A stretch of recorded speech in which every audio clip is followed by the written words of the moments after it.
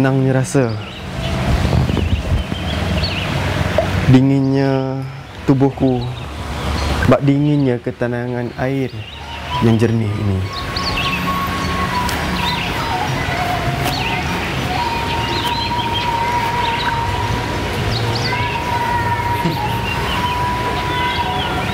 Apa saja yang nak dirumandahkan tadi? Asyik sungguh pandangnya.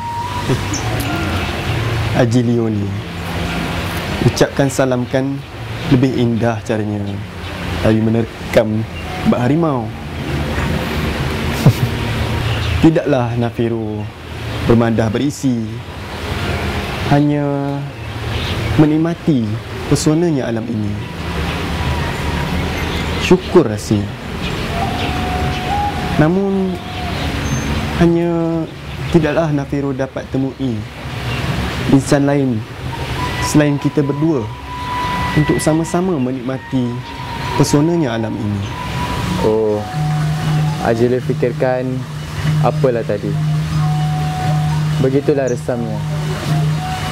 Bila syukur ada, nikmat berganda, maka tenang dirasa.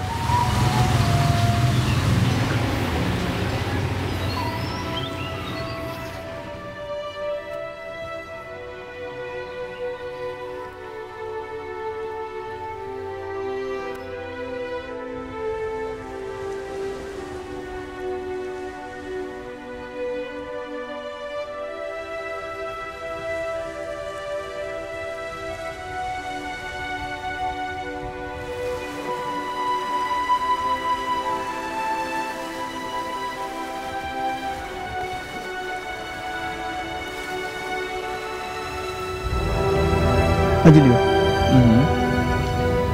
pesonanya dunia yang berwarna-warni di pandangan mata, namun dalam dada duka bertandang. Tak tenang kadangnya. Nafiru, hidup takkan tenang tanpa duka bertandang. Kerana duka mengajar erti tabah. Agar senang yang hadir, berbalas syukur pada yang mengiringnya. Tetapi, mengapa mada Nafiru suram kedengarannya? Tiada sebarang yang mustahak diminda. Cuma, kadangnya Nafiru kesal dengan naluri sendiri. Umpama, kumbang yang bebas berterbangan tidak hinggap di bunga. Seandainya bunga dilihat kumbang tidak bermadu. Nafiru yang Ajila kasihi, ingatilah, Tuhan takkan biarkan kita berada di tengah lautan yang bergelora jika kita tak mampu meredahnya. Percayalah, mekarnya bunga belum ditemui, sedangkan harum baunya belum terhidur lagi.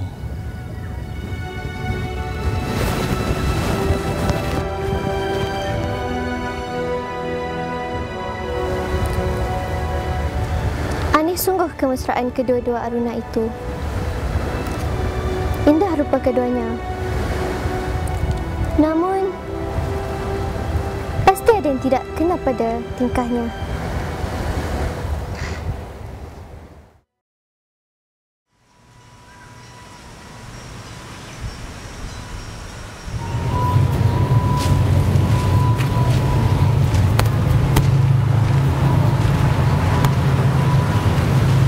Berat sungguh tubuh Nafiru rasakan. Seperti mahu beradu rasanya dan bermimpi indah. Jika begitu madahnya, beradalah Nafiru kesayangan Haji Leo. Beradakan Haji Leo membelaimu hingga bermimpi.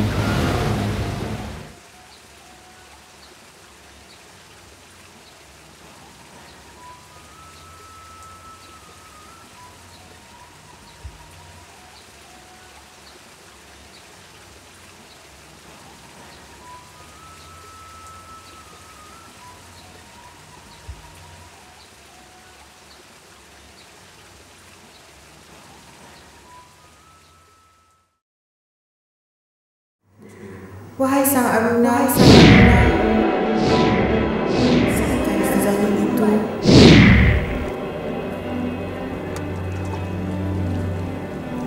Wahai Sang Juwita, Wahai Sang Aruna, sudah risau kehidupan si Aruna mengejar si Juwita. Janganlah Nafiro menyongsangkan azali itu.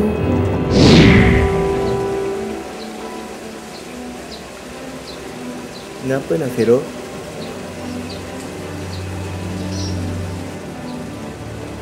Tak ada apa-apa.